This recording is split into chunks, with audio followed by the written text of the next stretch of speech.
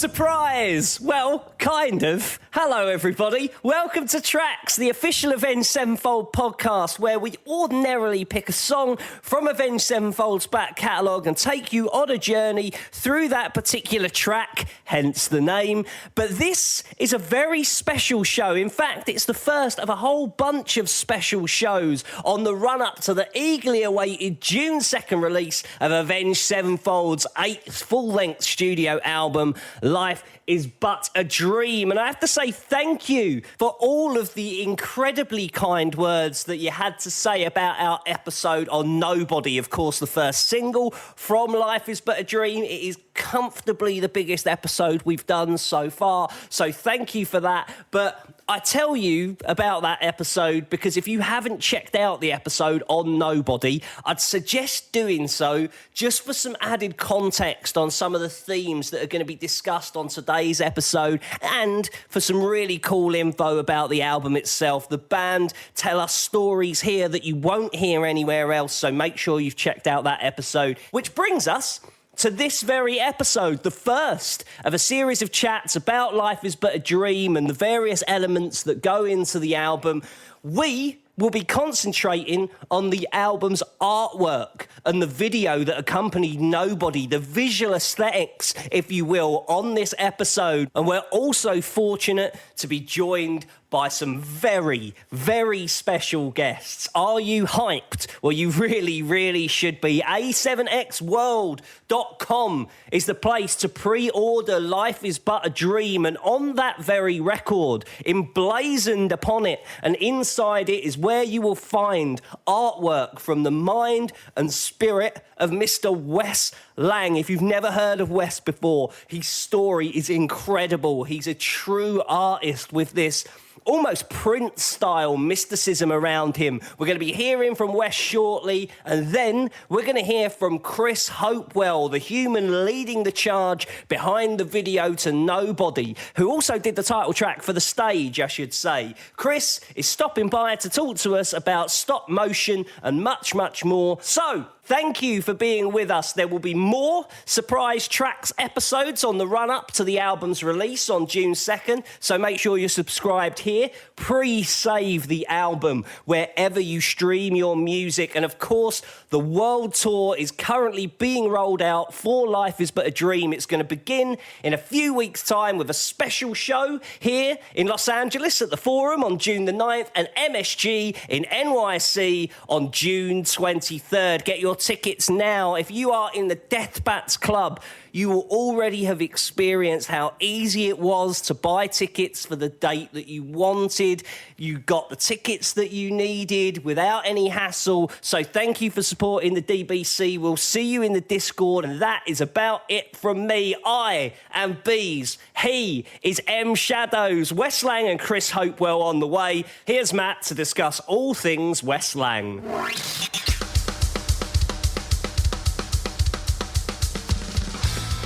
I'm not sure exactly where I first saw him. It could have been the merch from Yeezus, or it could have been from Benji and Joel Madden. But I do know I ended up meeting Wes through Benji and Joel.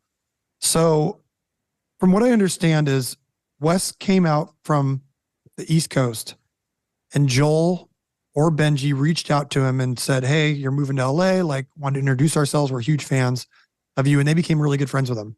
And at some point I reached out to them because I saw like a picture with them or they had some merch on or something. And I was like, dude, you know Wes Lang?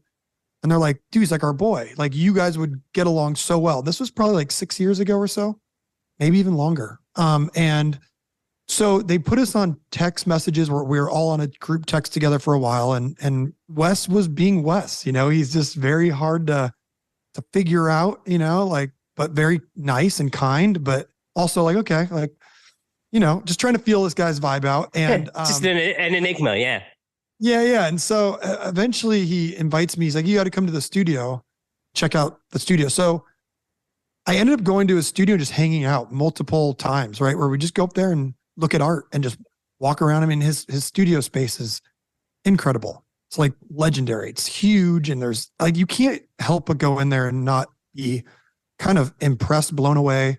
Like there's paintings that are just bigger than people's houses, right? And they're just, it's crazy. And it's awe-inspiring. So, we got to know each other. We talked about the Grateful Dead. We talked about the Misfits. We talked about working with Kanye, like just everything and then he got to know a lot about us and just the band and just, just really becoming friends, first. And then I think after a few years, when we started on this record, I asked him if he would be interested in doing the art for the record. And he just said no. He said, I did stuff with the Grateful Dead.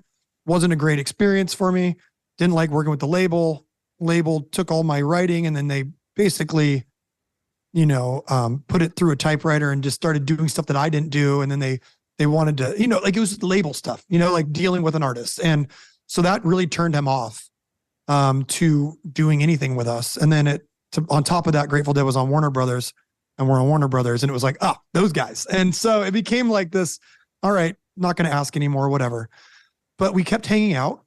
I think it was funny because I think Fat Mike even like was able to get me and Wes and our families like the COVID booster shot earlier or something. And I remember like just weird stuff. Like we were just boys, like, hey, Yeah. And then Fat Mike knew this punk rock nurse and the punk rock nurse called us and said, okay, you guys get in. I love it. Like weird the punks. stuff. Right? Yeah. It's so good. And so we became close and hanging out. And then like I started sending him, he's like, I want to hear the new stuff. And as we were getting demos done and getting the record done, I started sending him demos and I was like, dude, we did this song. It's really inspired by your Nobody painting and it's called Nobody. And he's like, no, really? And so I sent him the song. He's like, this is amazing. I'm so honored and blown away. That's so cool. And so I just started sending him stuff and like, he would send us paintings, like all the stuff he was doing. He'd send me pictures and the rule is just don't put them out there. Don't let people see them. Yeah.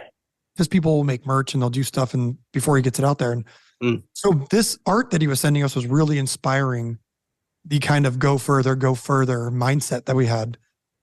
He had done a lot of stuff with color and animation and meaning like different styles. And it was also having us build this confidence where Wes didn't have to be, skeleton Indians and, provocative, Native American stuff. It was like, now he was doing like Bugs Bunny, like doing like just weird stuff. And so we were being really inspired by the art. And then about a year and a half ago, he hits me up one day and he sends me like 3 drawings of what you'll see now. Right. He's like, what do you think of this stuff? I'm like, this is incredible, dude. This is awesome. Then he sends me like 2 more. He's like, I'm on a roll right now. I'm just going. Then he sends me like 3 more, like within hours. The next day, like 5 more. And I'm like, dude, this shit's incredible. He's like, I did it for your record. I'm like, what? Then I didn't know what to ask him. Like, because knowing Wes, I thought I'd be like, oh, so we can use that for the record. And I thought he'd be like, oh no, I was the record is fine, but no, you can't use it. Like, so then like, I think Wes at that point realized that we were serious. He realized that we realized that he was serious. And this wasn't going to be some like, goofy bro deal. Like we wanted to be in a partnership with each other. We wanted him to not only do the art, but have a larger role, right? So the live show, the aesthetic, the meaning, how the merch comes out, all these things. And we said, we want to be protective of your art, but we also want to break out of the mold of guy does design in Indonesia, sends it over here for $200 and you put it on a black shirt. And then that's it. So the idea was, we will use this art. We will do a partnership with you where anything that's anywhere, Wes has to approve it. That is not something cheesy or lame to make his art look bad or make us look bad. But he's also like almost like a tastemaker to where every piece of merch that comes through, everything we're doing, we're trying to push limits. But Wes is deeply involved in, it's almost like the direction of everything, right? Yeah. And so the idea is that we can break out of that mold, which we live in that mold. So we don't exactly know how to do it, but we bring Wes in and he has the benefit of being able to do things cheaper than an Amiri jacket that costs $2,800. Now you can get the Avenged Sevenfold Wes Lang one, but Wes helped designed it, but it's done in a way that someone that wants a $40 t-shirt or $30 t-shirt can afford a Wes Lang Avenged Sevenfold thing. So it's like this collaboration in a way that I think is really unique and cool. And it brings like this kind of tastemaker vibe to what we're doing. And so everything from the art on the album and how the album was placed together and to the live show, he literally is involved in all that. And I think that's a cool relationship to have. Yeah, I love the purity of the art influence in the art in the first place, and then you taking that to the, like, I hate using the word business, but the business landscape. Okay, how do we make this artwork in this next space? But it all comes from the art influence and the art. That's wicked. Yeah. Last thing about Wes before we hear from the man himself, the Deathbat. Did you take it to him to redesign the Deathbat, or like how did that come about? Because like it's so iconic, and Wes's take on it is fucking unbelievable on both sides of the fence. It looks great as a redesigned Deathbat. It looks great if you've never seen the Deathbat before in your life as a Wes Lang piece. Like, how did that come to pass before we hear from the man himself? Yeah, so he had done the pieces for the record, and that deal was all done.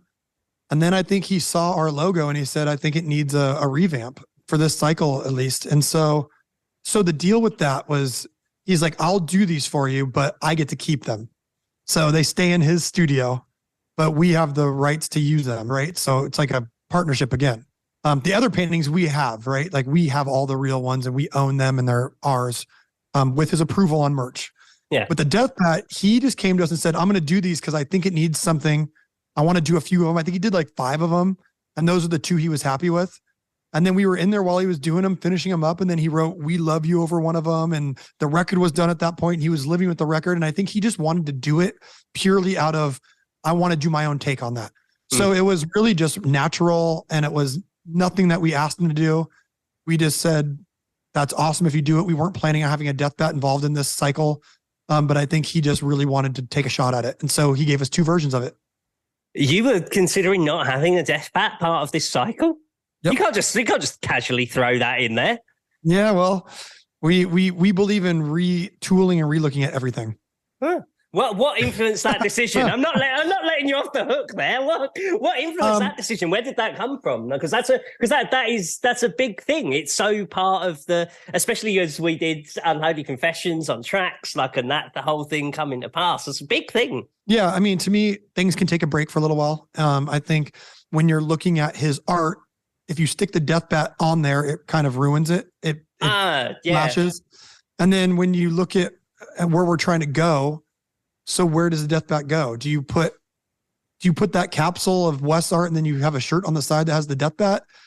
I'm sure we will go back at some point to the other vibe, but I think things can take a break for a while. And I think I'm not afraid of that. The Deathbat will always be a part of the origins of Avenged Sevenfold. But if you can't break yourself away from the chains that kind of propelled you, those same chains will hold you back. And so we're okay with moving forward and taking a little break. I really must apologise if I came off a little startled at the end of our chat there. I was just not prepared in any way for the notion of the Deathbat being dropped. Absolutely wild. Stick around. There is more to come from Matt a little bit later on in the show when he starts talking about the video process behind Nobody. So, as you just heard, there is a brand new Deathbat design for this cycle. I'm sure you'll have seen it by now. If not, hunt it out because it has been designed by the fascinating creative force that exists within the man that we are about to talk to, Wes Lang. And Wes's story is absolutely amazing. If you are not aware of Wes, there is a really phenomenal feature with GQ on him that Matt very kindly recommended to me in the run-up to our chat. And it is so rad because I have to confess that I've got a bit of a love for people that are off the grid. What I mean by that is, I guess TikTok and Instagram and those kind of tools can be incredible when they're used creatively. But I do have a soft spot for when an artist just disappears when they're not on stage or creating. Someone like Kendrick Lamar, I guess, is what I'm talking about. He's off the grid. You don't see him on Twitter complaining about his hotel service or seeing him on Instagram doing selfies when he's not creating. Wes Lang is very much like that. He's an island. He's out there. You only hear from him when he wants to let you know that he's doing something. And so here it is, a rare insight into the process and the inspirations of one of our collective favourite designers, Wes Lang. This world is, everybody's constantly wanting everybody to know everything about them all the time, you know? And I just find no joy in that. And I look at people I know that adhere to living their life that way, and they're very stressed and anxious and worried about what's this, that, and the other thing. And I just don't want to live that way. You know, I'm 50 years old. I'm not like a kid. So I didn't grow up with any of that. I feel kind of lucky that I was able to maybe forge my own identity before all of this kind of stuff came out. So yeah, I like my life to be real quiet and calm and not filled with extraneous, unnecessary noise, you know?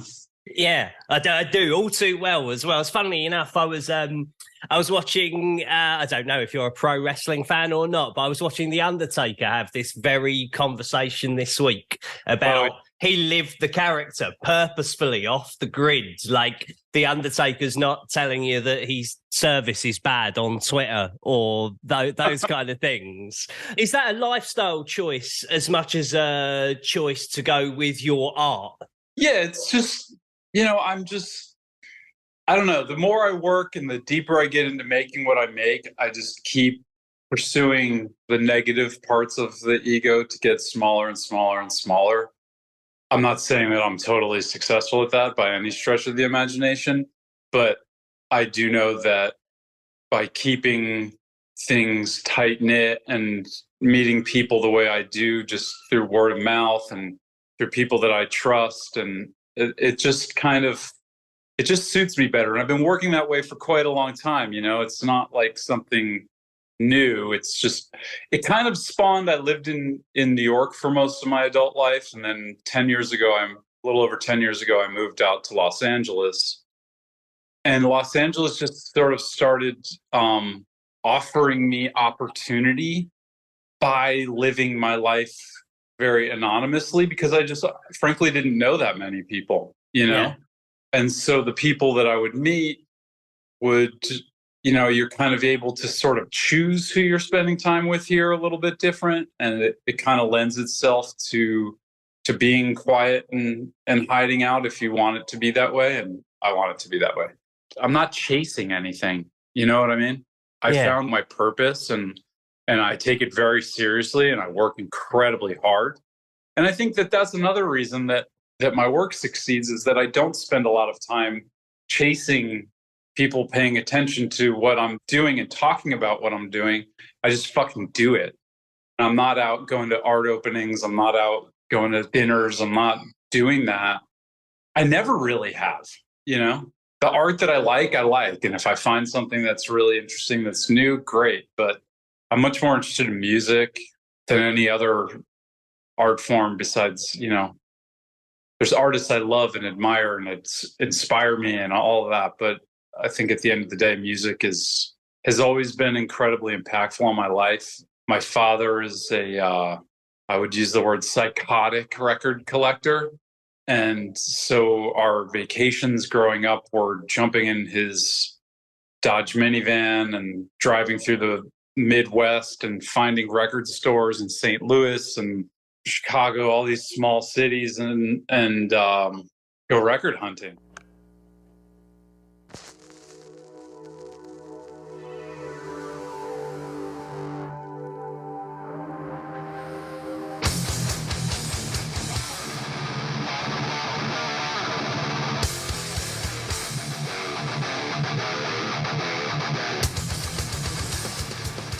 I grew up in New Jersey, just like a half hour outside of New York City. And so our weekends were spent at J&R Music World and the Strand bookstore, and I spent a ton of time at this comic book shop called Forbidden Planet that, you know, was directly, when I was a little kid, it was directly across the street from the Strand, and it was fucking huge, 2 levels. And my dad would go to Strand, I'd go in there, look at like Garfield books and that kind of shit, and then I'd be like, all right, I'm going to Forbidden Planet, and I would spend half a day there. So I was lucky my dad would give me a few bucks to buy a comic book or whatever. But I kind of cherished like kind of taking mental snapshots of things I was seeing instead of, I didn't need to have all of it, you know? Yeah.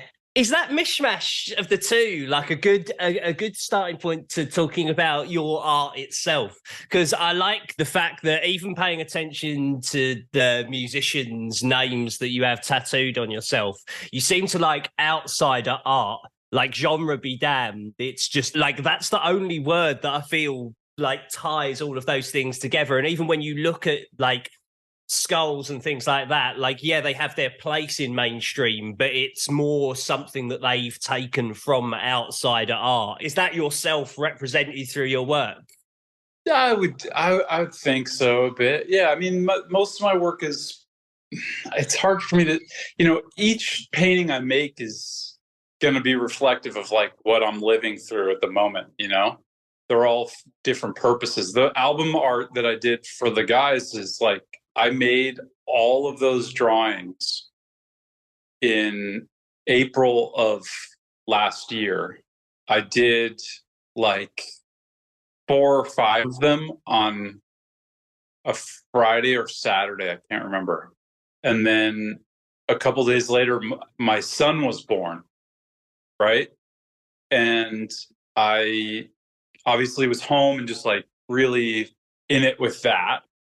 I really needed to like get to the studio to just let something out. I needed to. So I went down and I made the remaining like 15, 16 of those drawings in a day or so. And I was just texting them to Matt as I was making them. And it felt like, you know, all that work was inspired by like the rush of having a baby, you know, but it's very dark.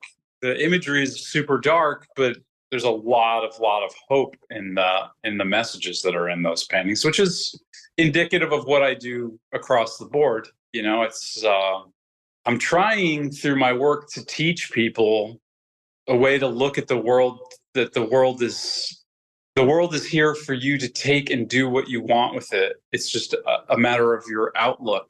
And so I just constantly keep pushing these messages along with these images of death, you know, to dumb it down is basically like, we only got so much time. You gotta like, you know, get a grasp and appreciate yourself and be happy with yourself and make something, it doesn't matter what you do, you know. I'm not telling everybody needs to be an artist or a musician or whatever. You can be happy making French fries all day. And I'm sure that I know there are people that are and should do it with a sense of purpose, you know, and be able to feel good about yourself. You know, that's where I'm coming from. But there's something that's quite interesting about the conversation that Matt and I had about your work, where he said like something really jumped out at me that he said about you say that anyone can draw skulls, but your skulls have personality.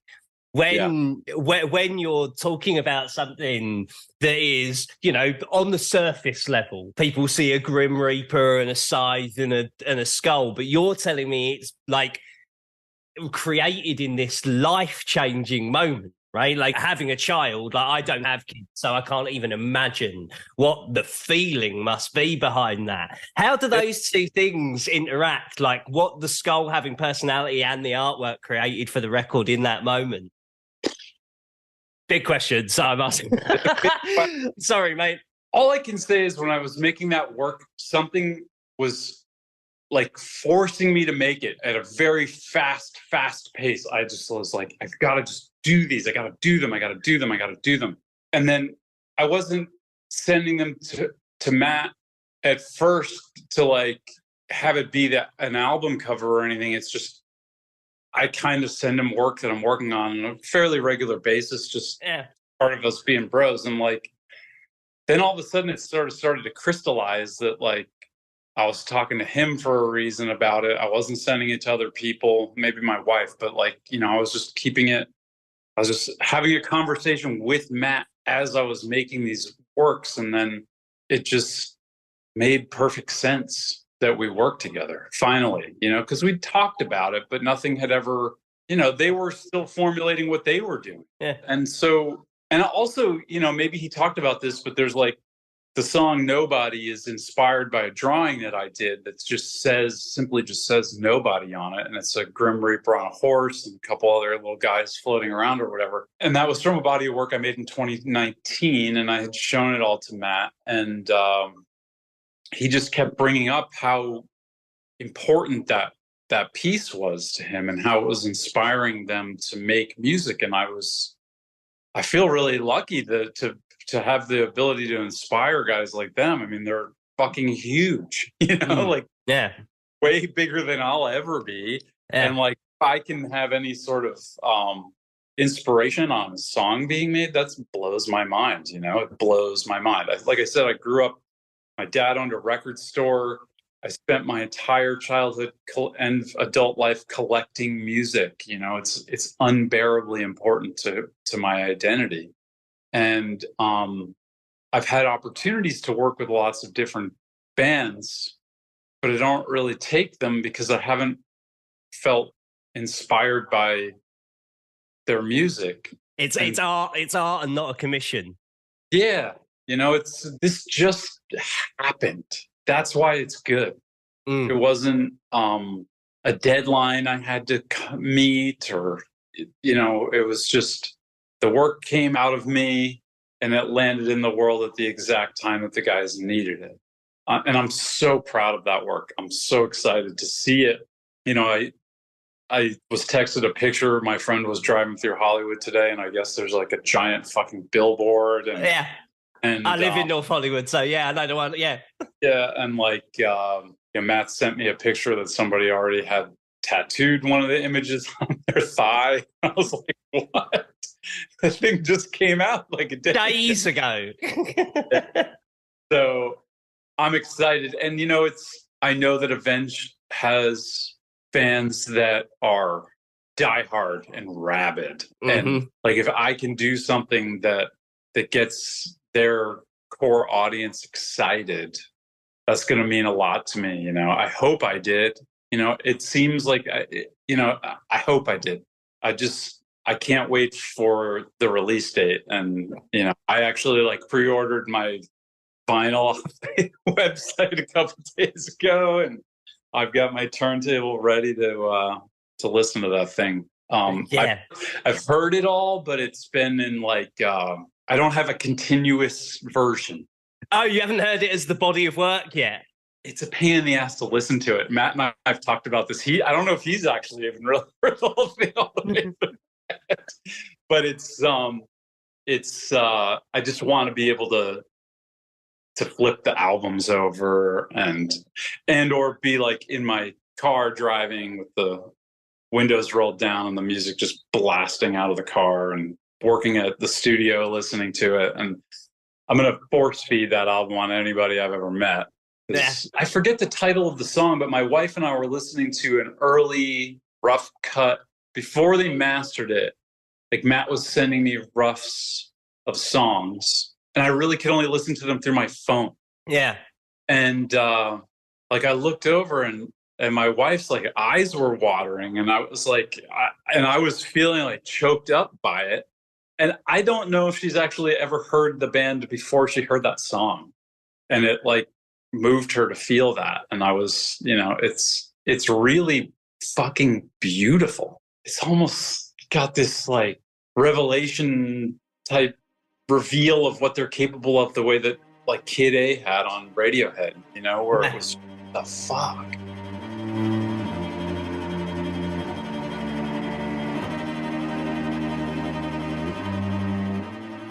I feel what was nice about what these guys did is they like paused, lived, had a lot of experiences happen to them with family, you know, all kinds of things came at them.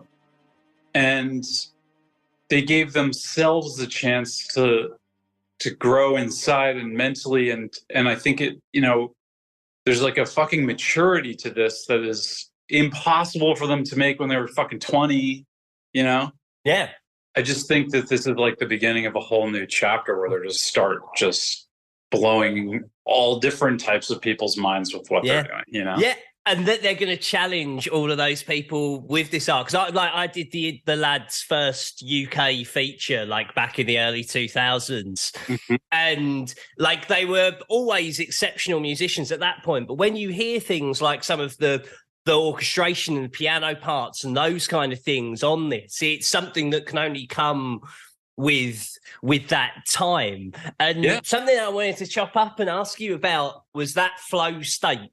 Like that, it feels like it's coming out of you. Like Alan Moore's, there's a good quote that is where he says about where just a window for that creativity in that moment. Is that when you feel like because you're a creator, right? Like, and you work every day and we all put our effort into our craft, but there's that day when that thing happens and it's kind of an indescribable, like lightning bolt moment. Can you describe the flow state and the music and how, like, do those two things correlate or are they just like a happy coincidence? Yeah, they definitely correlate. Those like lightning bolt moments, when you achieve that, and then you have the next day where it's like, fuck, why don't I feel like, if you just stay and focus and do and do and do and do and do, you can kind of create a world where you are that motherfucking lightning bolt. And that's how I feel. I've let go of this guy. I'm letting the lightning bolt, or whatever the fuck you want to call it, run the show, and I'm just there to give him my hand. And so, and that's what their album feels like. That same thing. That's what I'm going to just keep repeating myself. It's like there's just something about the way that work has this frantic but beautiful. Like the work I did is so like there's a lot of chaos, but there's also a lot of serene negative space, and there's it looks like what the album sounds like. And that just happens because the lightning bolts were in charge of both of us, Look at the way you go, you're one in a million, and you know it shows. We love you until the morning. I've gotten to know the other guys, speak with Zach fairly frequently, and we both have like a lifelong psychotic obsession with the Misfits. I have a Crimson Skull neck tattoo myself. I was the same. I saw it on Cliff Burton's. I saw the logo before I ever knew the band. I saw it on Cliff Burton's shirt and was like, what the fuck is that? And then they released the box set that was the Coffin when I was a kid. And that was my entry point. But it's a interesting point for the last question that I'm going to ask you for this, which is the Misfits were a band that really resonated with me because it's everything that I fucking like. Like it's the image of it is what I like. The movies that went into it, like it's punk, it's metal, it's all of these things. And Avenged made me feel that same way in the early 2000s when Waking the Fallen came out. I was like, oh, they like NoFX and Pantera. Okay, cool, yeah, me too. But there's something that ties these two bands is an iconic image. They've got the Crimson Skull and we've got the Deathbat. Now, you've taken on the Deathbat. Like, what are the challenges with that, and how was that experience for you? Well, I tried not to let the weight of what it represents into my making of it. I just wanted to honor it, be totally respectful of it, and I'm not trying to take over the old one, Like, I know the original one. I've seen the original drawing, and I know its origins, and like I know how important that is. I was honored that they asked me to try to do it, and I'm honored that they're using it for stuff. It's one that's straight on, very, looking at the original and making my own version. And then I made another one where it's kind of, whereas the original's coming straight at you, I made another one where he's kind of going over like it's moving and it's at a different angle and stuff, and just trying to like bring it to life. And then maybe, just maybe, if we can try to figure it out, we could like make some sort of incredible like moving image at some point out of it, you know, because that should happen. Yeah. I'm just fucking obsessed with skulls. I'm obsessed with record artwork. I'm obsessed. And so, of course, I love that image. You know, I've always loved that image since I've seen it. So it's very cool to have the opportunity to do something with it. It's all coming with respect and love for everybody that's been around supporting these guys forever. And we just want to see you continue to be happy and inspired by what the guys are doing. And we love you.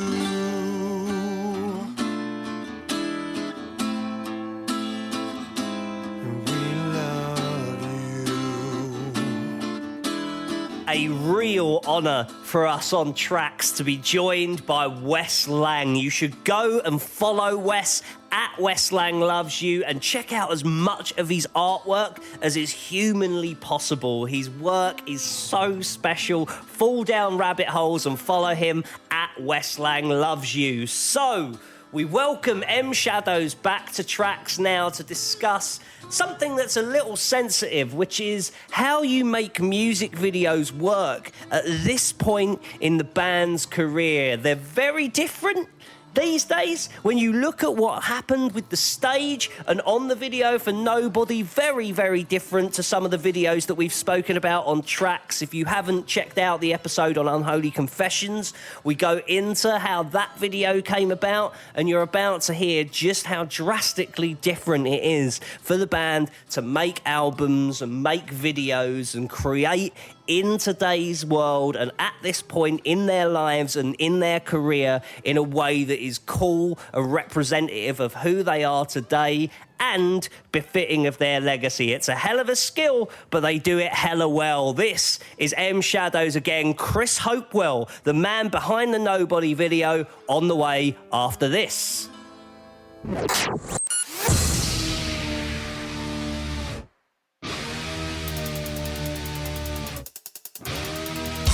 I wanted to bring some of our favourite humans to the conversation, and that's Trey Parker and Matt Stone.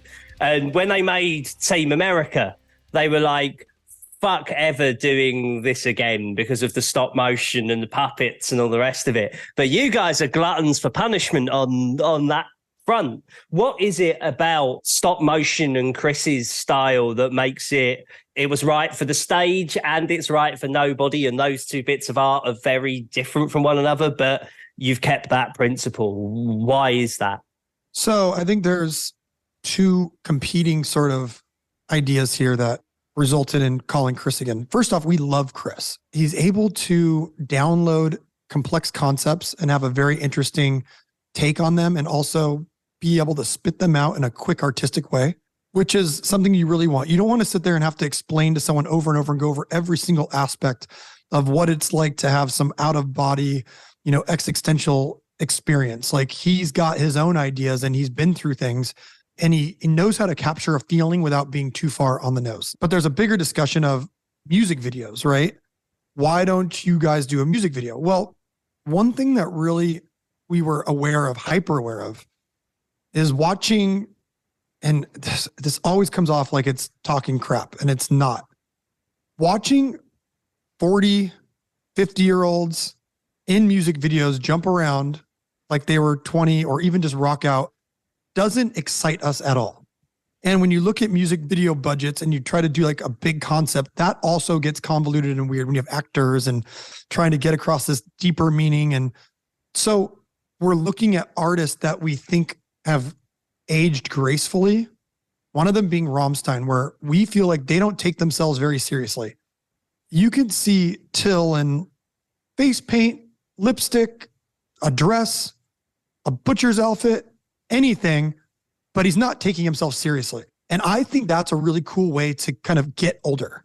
If they were taking themselves seriously and everything was them rocking out and they're just like taking, and I would feel like that wouldn't interest me as much. So if you look at the aesthetic and the approach on this record, if you look at the photo shoots and you look at, like, we have crazier things coming out, trust me. and they'll probably be out by the time this comes out, photos and stuff of that we took at the Salton Sea with shirts off and grills and pantyhose on the face and cigarettes and just disgusting and almost gummo-esque, right? The haircuts, the idea of just like every record's going to be a vibe, but we're not going to take ourselves seriously in this, like we're rocking out and we're going to show you how cool this song is. So if you take those two ideas, there was no room for us to do like a live music video. We just did not interest us. So then it was like, well, what do we do? And it was no music video, or we go with somebody that we completely trust, sort of Tool approach or the Primus approach. And we always loved claymation. We've always loved stop motion. We've always loved those sort of ideas. And so Chris was the obvious guy to call. And when you have someone like that you trust, now listen, we're going to the label and it costs a lot. And they're going like, well, do you trust this guy? And we're like, we trust this guy full-heartedly. We've had all these meetings with him. We've already done the stage with him. This guy will take anything we do, and even without our direction, he'll nail it. And so that's why we did it, and we're not in the point right now where we feel like we want to do some dead serious. We almost did that with Goddamn, and Goddamn to me just comes off as not a big enough budget to pull off what you want. And you're a bunch of guys jumping around in a warehouse with some effects. And to me, I can't even stomach that at this point. So I would rather do nothing, because I don't think the five of us are so cool looking that we need to see us again. I think that if you want to see that, we'll be playing live. Let's do an artistic expression on one music video or whatever we do, make them cool and unique. We like the Rammstein approach. We like when people are wild. You can age graceful. You can age in a cool way. I think as long as you feel comfortable, then you can. But yeah, that's kind of a no-no for us at this point. And so I don't think you're going to see many videos of us moving forward that are in that kind of style. Yeah. And you can it's not like if you're like quote unquote not taking something seriously, it's not like it can't still have merit. Like The Evil Dead is still a violent movie, but it's hilarious, right? Same for Terrifier in the modern era, right? 100%. Like it's hilarious, but like it's violent, and it's like, you're not putting it on at 3:00 on a Sunday afternoon. And you can say the same thing. I mean, look at like Quentin kind of was one of the first people that did these super serious movies, but they were very funny. And it's like you start that sort of thing, and it's like it's okay to kind of move into this new, like, you don't need to take yourself super serious. Now, when I look at like Life is But a Dream, I think the subject matter is so serious that you have to laugh at it. It's like, yeah, dude, this place, like, no one knows what's going on. It kind of sucks, kind of cool, but it's kind of like, 1 in a trillion. But what do? It's okay to make the most of it. Yeah. It's absurd, right? The whole thing's absurd. So yeah, make the most of it. And by the way, about your question about glutton for punishment, I mean, that's on him. Like, we don't have to suffer through it. That dude sits there and it's hours and hours. And when he texts me back, I know what it is in UK time, and it's he's up at all hours doing this stuff. So that's on him.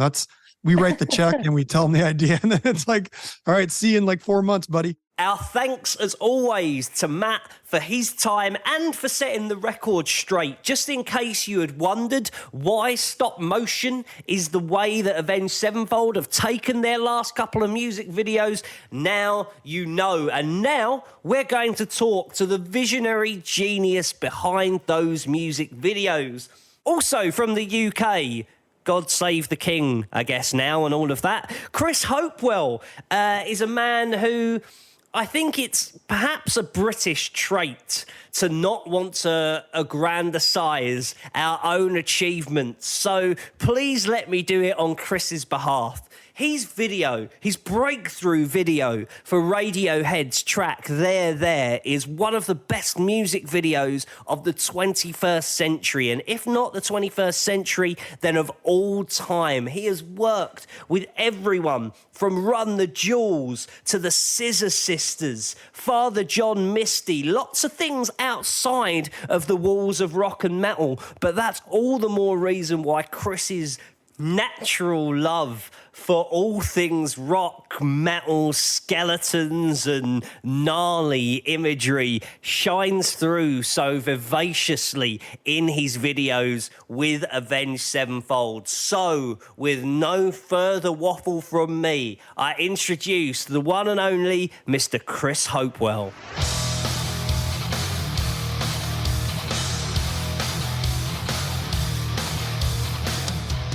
We'd done a video for them like a long time back for the stage. Zaki and Matt have been in touch since then, sort of saying, hey, we got another one coming out. This is about a year and a half ago, to be honest. They sort of said, oh, there's another one coming out. Would you be interested? And we were like, hell yeah, we'd love to. I mean, I just love working with songs which are that long because you get to do a real narrative. Luckily enough, I was out in LA, I think it was last April, and the guys were around, so we met up and had a coffee. And they shared the track a couple of months later when it was all mixed down. As soon as you hear the track, I mean, I listen to these tracks when I'm writing for them probably about 500 times, 600 times. You just listen to it on repeat and repeat and repeat till it's meshed in your brain. And we then went backwards and forwards with Zaki on some ideas and with Matt on some ideas. And it ended up that... I mean, things changed. Yeah, things changed a little bit. There was, this concept and that concept, like you're always going to have with a music video. There's ideas get floated, but we ended up with this concept that came from Matt in the end. This was around about September, October. He'd kind of come up with this sort of like basic, like a very basic concept, and then we got the kind of like a better mixed version of the track. And then, as far as I remember, I started coming up with kind of ideas for it, talking with Zaki and talking with Matt. And then it went through kind of like revisions and revisions for November. So then we actually finally started hiring the studio, started to build models, started to do character sketches in December. So I think that mid-December, just before Christmas, we were like, okay, let's go for it. And that was great because then the kind of, with a project like this, because it is a long song and it's a lot of animation, you kind of take the brakes off the train at the top of the hill and that's it. You're kind of you're on this kind of roller coaster ride from then. So we started actually making the video on 2nd of January. So that was our first day in the workshop, actually starting to build the buildings and the little skeleton guys and that kind of stuff. Yeah. I think what made the process really kind of smooth is that once the treatment was written, the guys kind of just went like, okay, we realize how complicated this is. We realize how time consuming it is. Just go for it. I think that level of trust with a band is really nice. I mean, it would be very hard to do what we do without people just going like, okay, go for it. I think the last thing when we talked on the phone, I think they were like, just make it brilliant. Simple, classic. No pressure. So we discussed a lot about the concept of the album and specifically Nobody on the last episode of TRAX. Can I ask you what the concept is for the video so that we can see how that correlates, and we'll get into the kind of the minutiae of that from there? I mean, it's interesting, really, because I mean the lyrics are by Matt, so it's about his own experience. I mean, he told me, like why he wrote it and what it was about, and this kind of, like this whole thing about the death of the ego and that kind of stuff. And it seemed to me, I mean, that I don't think to make a really good sort of like music video or really good rock videos, you can't be too on the nail. You can't be, okay, in that case, then we're going to do exactly what the lyrics are about. We're going to follow the lyrics. We're going to put this on this thing, and this has got to mean that thing. To me, I kind of went into it thinking, well, this is an experience that Matt has had, which he's written the song about. And this is kind of quite a free form kind of experience. So I didn't want to be too rigid about the kind of narrative, really. I think one of the first things I wrote is like, there is a journey, but I didn't want to be too prescriptive about what that journey was. I think a lot of it should just be visually very interesting, like the artwork is, like you don't have to explain why the artwork is the artwork. Yeah. So we just sort of said, look, I'm just going to do something which is like visually kind of in key with what I feel, like after talking to Matt, what I feel I got from that conversation and what I feel I got from what I was getting from the music. And I don't know, it's weird because sometimes you get kind of labels interfere and they go, oh, it's got to be on this, it's got to be this, and could you feature this in it, could you feature that in it? Yeah. They were totally no pressure. They were just sort of like, well, like just do the way that you see it. So it's about the art with them. Yeah, I can. Well, very much. I mean, I think because they're artists, they respect other artists. So I mean, as a video artist, I'm not going to tell them how to mix the album, and as musical artists, they're not going to sort of like go, well, shouldn't it be this? The thing is, it all boils down to that word again, trust. It's like if anything in, like the musical film industry, people just got to trust each other. I think when it can go badly wrong, like is when you get, like short-sighted, like label people or whatever going like, this doesn't cut to the beat and this is, like I've had a lot of that in the past. Yeah. It feels like the concept from your perspective is more about provoking the emotions that the song is about, as opposed to visualizing what the song is about. Well, that's exactly it. I mean, the thing is, I think you've got to feel certain things at certain points in the track Nobody. I mean, there's certain bits where we pull out. I mean, obviously the big pullouts on the island and with the eye, like those are kind of like real kind of awesome moments in that piece of music. And you've obviously got to build towards those.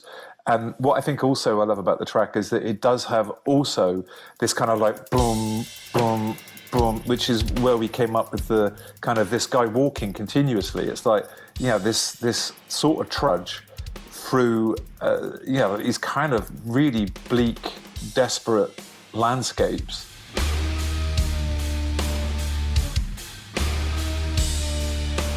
He doesn't even really notice what's going on or what's happening around him. It's just sort of like, just keep moving forward. I mean, this is all my interpretation, what I thought would work well with the track. And luckily, the guys loved it, so.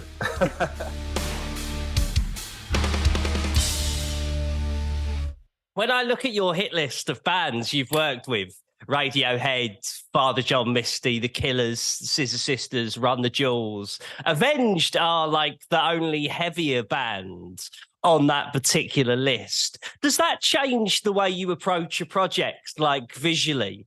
No, not really. I don't think it does. I mean, the thing is, I've always wanted to do rock videos. Like, since I started, I wanted to do...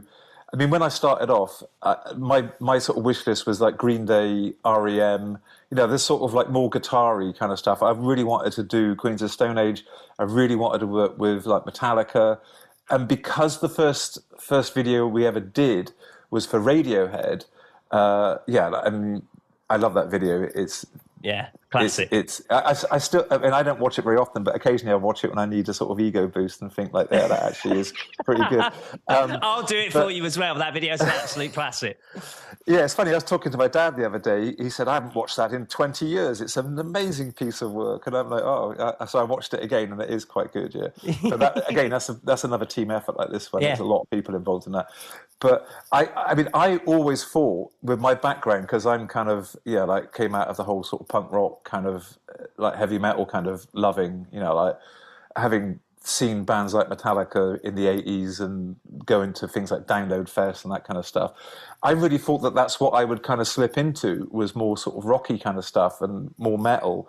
But it kind of transpired that if a band comes along and they like what I do and I like their music and I like them, then I just think, well, let's do it. But you're right. We haven't done a lot of rock stuff. I'd like to do more because it's a visual aesthetic that you can be really like big and bold and go over the top. Like, I mean, I don't know. There's always room for subtlety because the music isn't always kind of like brash. It's sometimes beautifully subtle. It's like with the Nobody track. I mean, all I was thinking of when I was kind of putting that together was all those kind of like progressive rock kind of album covers that I love from the 70s and the 80s.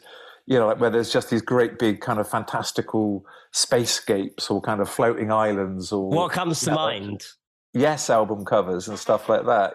And like again Metallica kind of stuff. Yeah, things like all kinds of stuff really. I mean, I've always loved that kind of 70s, early 80s kind of airbrush kind of fantasy kind of art, and it's never really fitted with the kind of artists that we work with, like at all, like because it's a very specific look.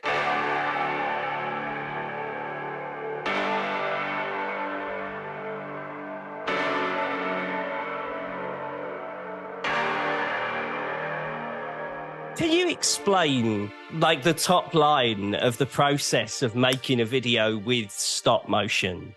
I mean, to break it down really simply, to technically make something, well, any kind of stop motion and specifically this one. I mean, the first thing you do is you do a storyboard, and then you put that storyboard to the music. Okay, so you edit, like you just got pictures on the track, so you get the edit right.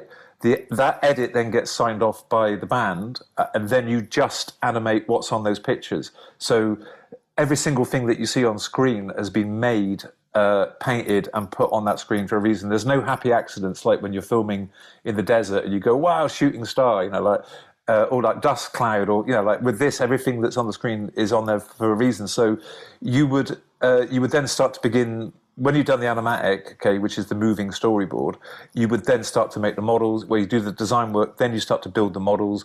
And all of the models, well, the main guy, in Nobody, there's only one character moving, so we only had to actually put an armature in the one figure. And the armature things is the most important thing. It's what makes the thing move. You use wire, use ball joints. I mean, I'm sure people have seen animation for years. They're all tiny little joints, and everything has to be able to move like a kind of human being or whatever the character is.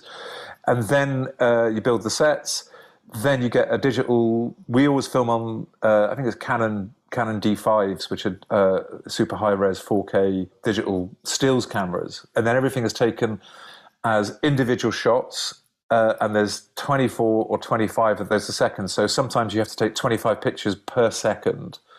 Okay, and sometimes you do it on what's called twos, where you take 12 pictures every 25 seconds, and that's for kind of slower movement or faster movement, depending. So for each second you see, there's probably between 12 and 25 individual frames. I mean, that's why when you look at this stuff, you can actually break it down into, if you freeze it, it's crystal clear, because each one is a super high-res 5K still. So it's a process. And then you get these stills, you replace these shots on your animatic, and then you take it to the graders and you color it, make it look nice, put some post effects. I mean, there's not that many. I mean, there are a lot of post effects in this one, the skies and stuff like that. Everything was shot against a green screen, so we had to put the skies in the background. And there are some of the islands are CGI, and the bridge, he walks across the CGI. So it's a bit of a process.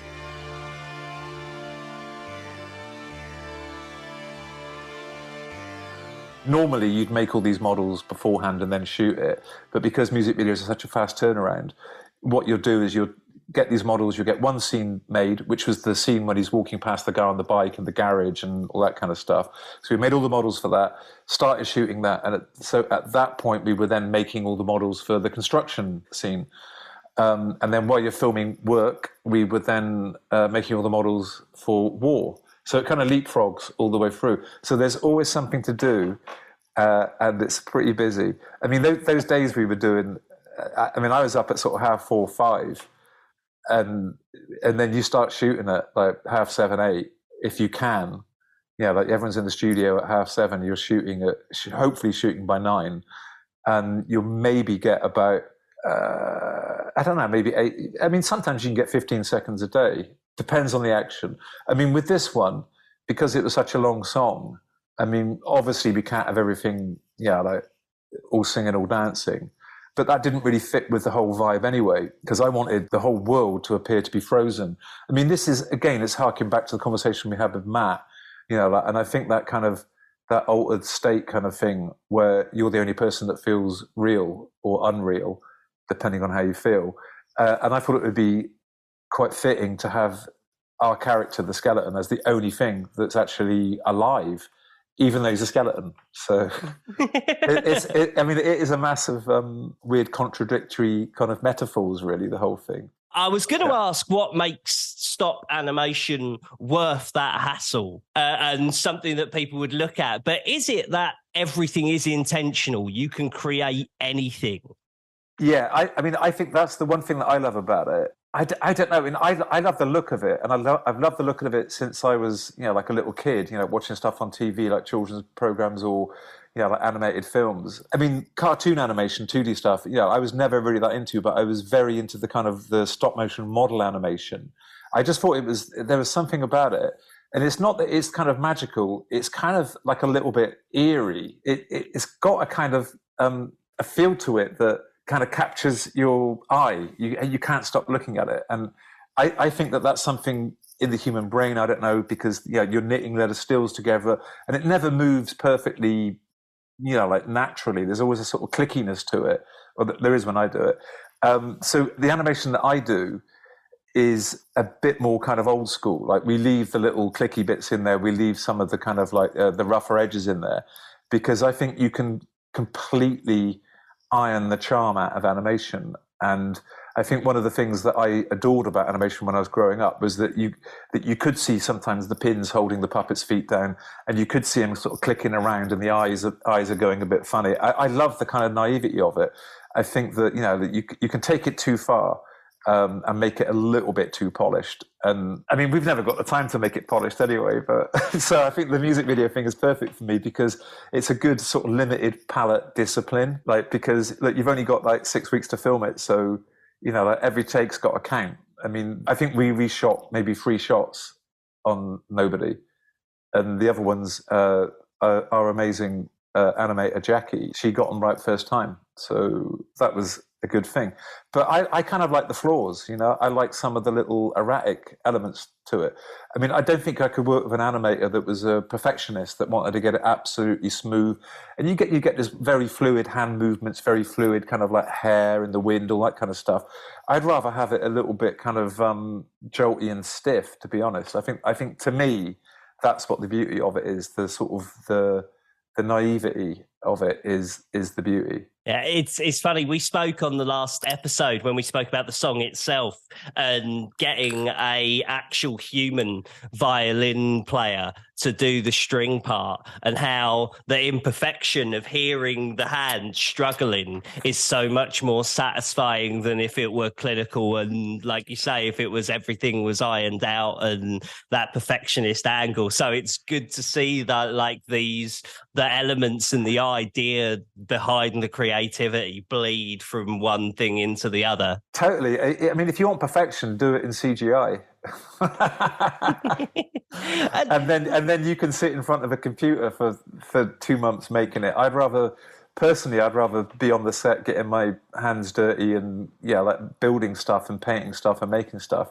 I think the tactile nature of what you've made, or what the team have made, that's what gives stop motion the appeal. The fact is, you're not trying to make perfect miniatures. You're not trying to make like a tiny little perfect models. It's got humanity to it. It's got a flaw to it. It's got life. Yeah. Could I ask what the skeletons and the fire and things are made out of?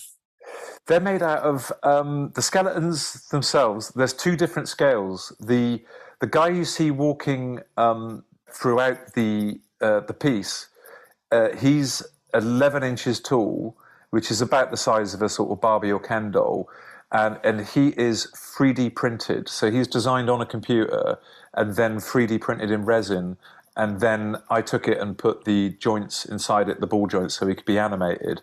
And I tell you now, the hardest thing to put an armature in is a skeleton, because there's nowhere to hide it. I mean, normally you've got clothes or plasticine or latex or silicone, but with this, we had to get the ball joints in this. The actual balls in the joints are 3 millimeters. The actual ball, so the ball joints are probably like 6 millimeters. They're tiny. They're the size of, not even the size of your little fingernail.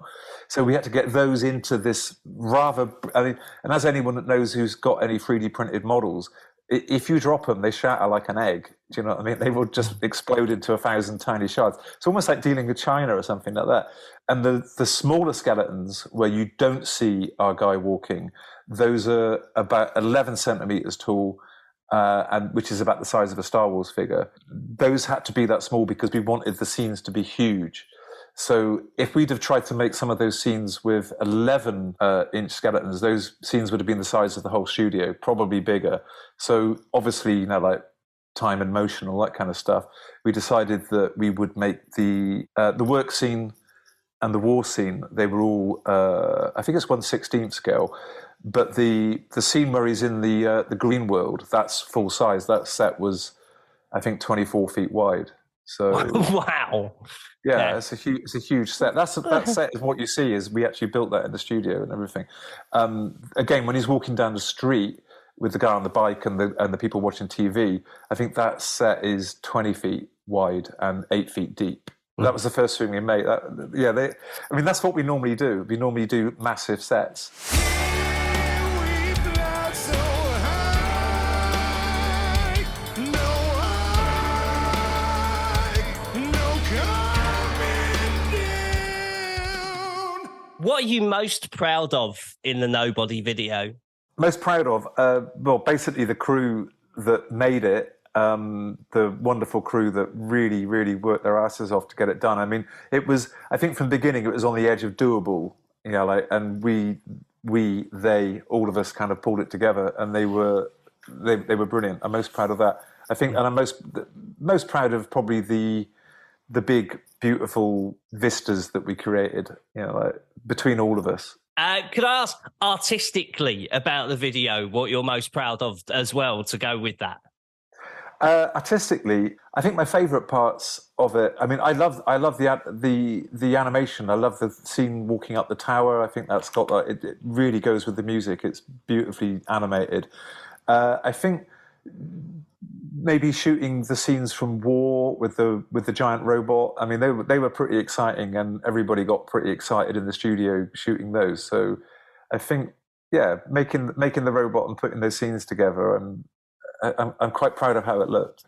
Can you name a fact about the Nobody video that nobody knows? Forgive the pun. Gosh. I mean, there's a couple of facts. There's only 8 of those big skeletons, although it looks like there's more. We just kept reusing the same ones. And I think there's only like 150 of the little ones, but by careful shooting, we managed to make it look like hundreds of them and that. So, yeah. I don't know if there's any other kind of secrets, really, that I can give away. And what's the best thing about working with Avenged Sevenfold, finally?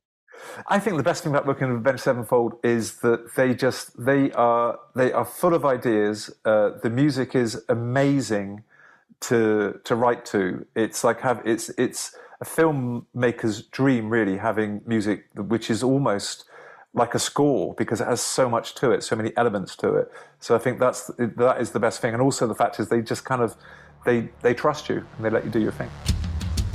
And just like that, our time together is over. Thank you so much for joining us on TRAX, the official Avenged Sevenfold podcast. Our thanks to Wes Lang, to Chris Hopewell, and to M Shadows, but mostly to all of you. We hope that you are even more stoked for June the 2nd. Life is but a dream. A7xworld.com is the place to go and pre-order the album, pre-save the album wherever you stream your music, and please do subscribe to TRAX, because we're going to have way more to talk about on the run-up to Life is But a Dream. June 2nd, get it in your calendars. We'll see you next time. I have been Bees, they are Avenged Sevenfold, and this is TRAX, the official Avenged Sevenfold podcast.